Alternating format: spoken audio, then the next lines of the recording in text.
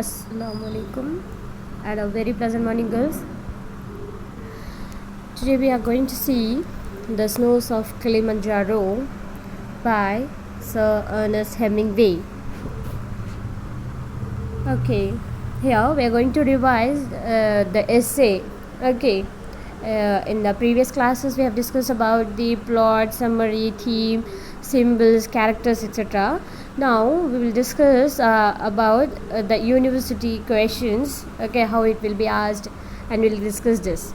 Okay, it is easy for you to prepare the university exam, girls. So please listen carefully and understand. Okay. Is that clear, ma?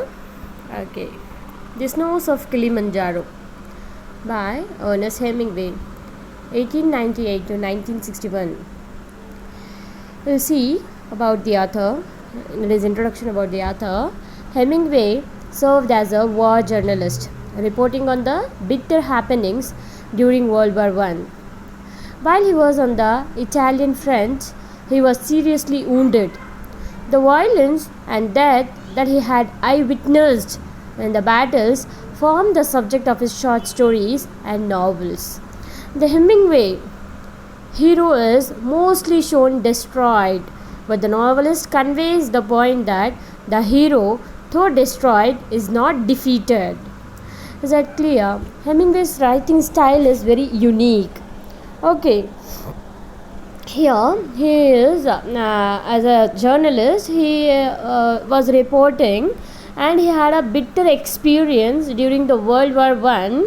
And while he was an Italian friend, that is while the war is going on, that time he was seriously wounded. Okay, and he was the witness. Okay, the violence and the death that he had eyewitnessed in the battles formed the subject of his short stories and novels. That is, many of his short stories and novels he used to write about the violences and death and the struggles after the war or in between the war, he used to say. Okay, and he used to portray the hero, okay, mostly shown as destroyed. Here in the Kilimanjaro is also the Snows of Kilimanjaro. In this also the hero is dead. Okay, he is destroyed. But what he is saying is, but the novelist conveys that point that even though the hero is destroyed, but he is not defeated. Okay, but the novelist conveys the point that the hero, though destroyed, he is not defeated. Okay, he is not failed. Is that clear? That is the beauty of his. That is the uniqueness of his writing style. Is that clear? Okay, now about the story. The Snows of Kilimanjaro is also personal. The writer in this novella being partly autobiographical. The Snows of Kilimanjaro is a touching novella. Okay, it shows a woman pursuing a man and the man eluding her. Okay, that is eluding. It means that he is acting successfully to hide something. Okay, his death climaxing his illusion. Illusion is that is, he is hiding something successfully. Okay, is that clear, ma? Okay, then we'll see. We will discuss about the question, like it will be asked like this, like write an appreciation of Hemingway's novella The Snows of Kilimanjaro. If the question is asked like that, what you have to do is you have to it will be asked in a 10 mark. So what you have to do is you have to first write introduction about the author as well as the about the story, okay, about the novella. Is that clear? Okay, in introduction part, what you have to write is, most of Hemingway's writings have war as their background. This is because he served as a reporter during the First World War, reporting on the gruesome happenings in many battles, in some of which he had directly participated as a fighter. He also got badly wounded in one battle. The novella The Snows of Kilimanjaro is partly autobiographical. That is, as it presents a wounded soldier. Okay, because in that that is in the Italian war. Here it is told, no ma'am, that is in an Italian friend, he was seriously wounded. Okay, here also in the snows of Kilimanjaro, the soldier was wounded. Okay, it is like a partly autobiographical. It reflects the author's own life. Okay, as it presents a wounded soldier. The protagonist Harry of this novella reflects Hemingway's own death obsession and weariness of life. Is it clear? It presents the author.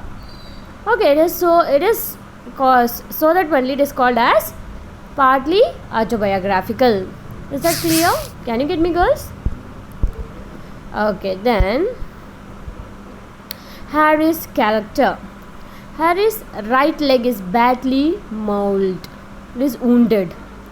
He says that his failure to apply iodine in the initial stage has led to the worsening of the injury. Yes, if we are relaxed, if we are not caring of that wound in the early stage, it will grow. Okay, it will worsen. Yes or no?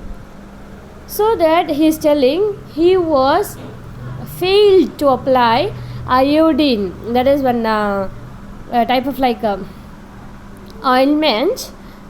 Okay, those time, that is iodine in the initial stage, so that it has led to the worsening of the injury. That is, it has become now very grave. Is that clear? At the moment, he is benumbed. He says that he is painless, but that the wound is awfully bad smelling. The numbness is slowly creeping upward. It is growing. Okay, it is increasing. He often gets lost in reminiscence. Reminiscence, that is, he is recollecting the past memories of his past life as a soldier. One particular horrible reminiscence is a comrade of his squeezing himself through a barbed fence and getting his entrails torn and hanging loose, and is pathetically entreating Harry to shoot him dead to put an end to his suffering. Okay, Harry recalls his innumerable amours also. He ashamedly thinks of the sensual pleasures he enjoyed with women. His countless affairs have resulted in his increasingly getting cloyed. He is loving, taken care of by his last friend, that is Helen, but he keeps condemning her in a most foul and filthy manner till he breathes his last. That is, he is not treating well his wife, okay, till his last breath. Is that clear? Harry's death obsession is pronounced. He keeps saying that he is on the point of dying. Okay, he is assuming. Okay, he is thinking like that he is going to die. Okay, he is on the point of dying. He says that he is feeling wobbly. The vultures that keep hovering around his cot and the hyena that keeps howling in the evening are regarded by him as unmistakable ill omens forecasting his death. That is, he says that the vultures hovering around his cot and the hyena keeps howling. That is, howling. The sound of the hyena, he says that it is an ill omen. That is, they are predicting, they are forecasting his death. Okay, he says that they are telling that his death is near. Okay, these are all the symbols he is telling. Okay, Helen is sure that a plane will arrive before nightfall and take him to a good hospital to be cured. Okay, now Helen, his wife, is sure about that the plane will arrive and before the nightfall, and they will go to the hospital and where he can be taken care and to be cured. That night he dreams of being taken in a plane to the summit of Kilimanjaro, which is recorded as the house of God. Now that night, Harry dreams that he was being taken by the plane to the summit of Kilimanjaro, and he's seeing the scene, that the house of God. Okay, the next morning he is found dead and is caught inside the tent. It is thus implied that his soul has reached the abode of God. This symbolism, that is the seeing of the Kilimanjaro, the house of God, symbolizes that his soul has reached the house of God. Is that clear, ma? Can you get me now? Okay, understood? Yes. Next we will see Helen's character. Helen is a middle-aged widow. Her husband's death left her the task of rearing two sons. One of them died in a plane crash. There arises a most miserable vacuum in her heart, which she tries to fill through excessive drinking and whoring. But the more she indulges in vice, the more hollow she becomes.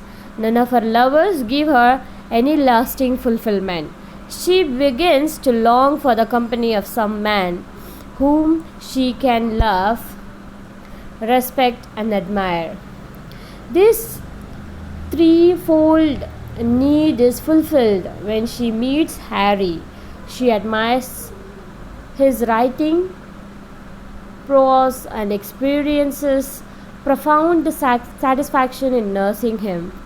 She winces with pain when he speaks about the imminence of his death. She is quite hopeful of his recovering, but she brushes aside his talk of the ominous vulture and hyena. When Harry talks obscenely about her lending herself to be destroyed in bed, she does not flare up. Instead, she only feels pleased in being able to provide him satisfying conjugal pleasure. For making him brood, she shoots down a Tommy Ram. She tries her best to prevent him from drinking liquor, as it would harm his health. The novel ends up with her pathetically trying to awaken him in the morning, not quite realizing that he is dead. Is that clear? Then the conclusion. The Snows of Kilimanjaro is a touching novella. It shows a woman pursuing a man and the man eluding her, his death climaxing his illusion. Is that clear, ma? Can you get me? Okay. Then this is the essay part, girls. Okay, if the question is asked like that, means you have to write all those things. Okay. Then here I have given the extra information. You can add those information in the essay. Okay, you can make an essay also. Is that clear, ma? Okay, we will see what are the main points, that is points to be pondered. Point to be noted, a very important point we can say. Okay, let's see the points. Here, The Snows of Kilimanjaro is about the death of a writer, that is named Harry, whose right leg has been fractured while traveling by truck up the hill of Kilimanjaro. Okay, this is the most important point, girls. Okay, it should be noted. He tells his woman companion that his injury is painless but bad smelling. He is lying on a cot under a shady mimosa tree, and some big birds, probably they are vultures, have scented his imminent death and are hovering around. A few of the birds have alighted not far from the cot. Okay, now because of the wound, because of that he is not able to walk anymore, so he is resting on the cot. That time he is noticing the hovering of vultures, and he says that it is a forecasting. Okay, is imminent death. Okay, that his death is arrived, like that he is telling. Okay, the woman has arranged for a plane to come and take Harry to a hospital, but Harry is spectacle He thinks that he may die soon as the hovering of the vultures indicates. The woman advises Harry not to give up hopes of surviving. Harry wants to drink whiskey, but the woman says that he must not drink as it is bad for his health. Okay, his woman, that is Helen, is hoping that he will be cured, and she is arranging a plane also to take Harry to the good hospital and to be cured. Okay, and she is not giving whiskey to drink. Okay, because it is bad for his health. Harry says that ever since gangrene started in his right leg, that is the infection started, he has no pain. He has no pain. Along with the disappearance of pain, the horror of death has also disappeared. Now how he is comparing the things. Okay, he feels only tired and angry. He decides to stop writing. Is that clear, ma? Okay, then the woman says that they should not have come to Kilimanjaro. They should have settled in Paris or Budapest and spent the time joyfully shooting. Now the woman is saying that we should not have come to Kilimanjaro, and it would not happened. That is the wound or the fracture, whatever it may be.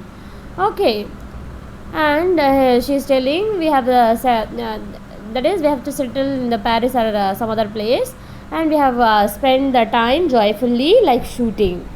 Harry blames himself for having developed gangrene. Okay, the infection because of his forgetfulness. Okay, because he forgot to put iodine on the fractured leg. Okay, so that the infection has built up like a gangrene. The carbolic acid that he applied later was too weak to have any effect. Okay, because it has built so that after he has applied carbolic acid, that is not working at all, which is not having any effect. Another blunder that they committed was that they employed an inexperienced Kikiu driver to drive the truck. He did not check the oil, and so the bearing in the truck got burnt out. Is that clear? Harry blames the women for having deserted her rich, near and dear ones in Old Westbury, Saratoga and Palm Beach and clung to him. The woman replies that it was because of her boundless love for him. She says, I love you now, I will always love you. Harry remembers the many battles that he had eyewitnessed or fought, his gambling, the snowing, and the talking about the snowing, etc. Okay. He remembers his experiences in Paris too. He says that he likes his present staying in Africa. That is his dream that to reach the snows of Kilimanjaro. That is which is situated in Africa. The woman loves him sincerely, but he lies to her that he also loves her. He realizes that he has destroyed his ability to write by excessive drinking and sloth, and also by betraying the woman who loves him sincerely. Is that clear, ma? Okay. The woman's husband died when she was comparatively young. Thereafter, she had innumerable lovers and also developed the habit of drinking. One of her two sons died in a plane crash. She craved for a man whom she could respect. It was during this time that she fell in love with Harry, whose writing ability she admired. Harry likes the woman because she has brought him security and is also nice in bed. She shoots down a Tommy ram and promises to make him root with it. She is happy when she hears that he is getting better. She appeals to him not to destroy her with his negative approach. She has already had many bitter experiences. In the evening, a hyena, a kind of wild dog, she is happy when she hears that he is getting better. She appeals to him not to destroy her with his negative approach. She has already had many bitter experiences. In the evening, a hyena, a kind of wild dog, crosses the open on its way around the hill. Harry says that he feels wobbly. Harry thinks of his several sexual adventures. The woman who is with him at the present time is named Helen. There is a description of a plane arriving and lifting up Harry and placing him inside it. This appears only to be a dream. What really happened is that Harry is taken into the tent. Early the next morning, he is found dead. These are all the important things you have to remember, and you can include those things in your essay. Okay. Here, these are all the themes which is very important. You can include in your essay, that is death, post-war, and memory. Okay, here death itself is personified as a visitor who passes by Harry 3 times before Harry finally succumbs. Harry's decaying symbolizes the slow demise of his life's best intentions. Okay, that is death is a theme. And post-war, the post-World War I struggle to find meaning after witnessing chaos of conflicts. Harry's reflections on his former loves and on the distance he feels between himself. Okay, that is post-war. This is also an important theme. And memory is also an important theme in the Snows of Kilimanjaro. That is, Harry's memories tell a larger story of World War I in Australia and Italy. Harry also recalls dramatic events in which he was involved when he could have changed the outcome for someone else. It is a quote by Ernest Hemingway about the Kilimanjaro. Kilimanjaro is a snow-covered mountain 19,710 feet high and is said to be the highest mountain in Africa. Its western summit is called the Masai Nagaje Nagai, the house of God. Close to the western summit, there is the dried and frozen carcass of a leopard. No one has explained what the leopard was seeking at that altitude. Here, the moral values, that is, one of the most difficult things to think about in life is one's regrets. That is, here Harry, at the last moment, he regrets that he has wasted his lifetime and the other thing, okay, instead of writing. Okay, he wanted to write, but he won't. Okay, he has not completed the writing, so he regrets. Something will happen to you and you will do the wrong thing, and for years after you will wish you had done something different. That is, at that present moment you will do something wrong, and after the years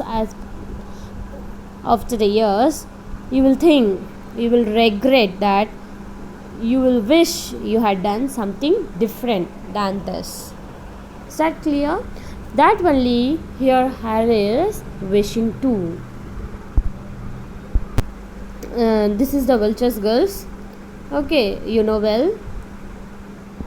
And this is the hyena. Okay, by seeing this two things, there is Harry thinks that it is an ill omen for him. That is, they are they are forecasting, they are predicting his death. That is, he is going to die, his death has arrived. Okay, by seeing this, he is losing hope. Okay, and he is telling that it is an ill omen for him. Is that clear, ma? Can you get me points?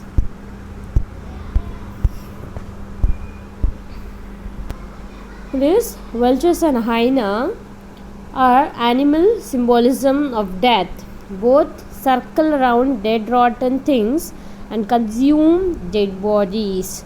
So that Harry thinks that